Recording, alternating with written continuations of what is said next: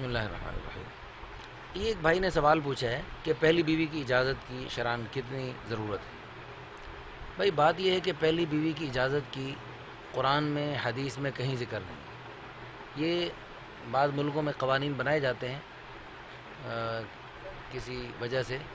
بہرحال قرآن میں حدیث میں اللہ کی طرف سے، اللہ کے پیارے حبیب صلی اللہ علیہ وسلم کی طرف سے ایسی کوئی شرط نہیں ہے کہ پہلی بیوی سے اجازت لے کر آپ دوسری تیسری چوتھی شادی کریں، کوئی اجازت۔ اللہ نے قرآن میں صاف فرمایا فَانْكِحُوا مَا طَابَ لَكُم مِّنَ النِّسَاءِ مَثْنَىٰ وَثُلَاثَ وَرُبَاعَ، جو تمہیں عورتیں اچھی لگتی ہیں وہ تم 2 3 4 شادیاں کر لو، بس۔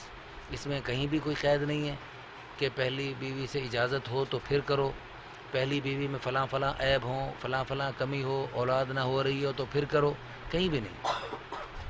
اور پہلی شادی اگر گناہ کا خطرہ ہو تو پہلی شادی کرنا فرض ہے۔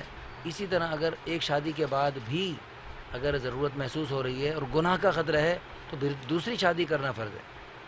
اور 2 شادیوں کے بعد بھی اگر ضرورت محسوس ہو رہی ہے مردوں میں، اللہ نے رکھی ہے، تو پھر تیسری شادی کرنا فرض ہے۔ اور اگر پھر بھی ضرورت محسوس ہو رہی ہے پھر چوتھی شادی کرنا فرض ہے۔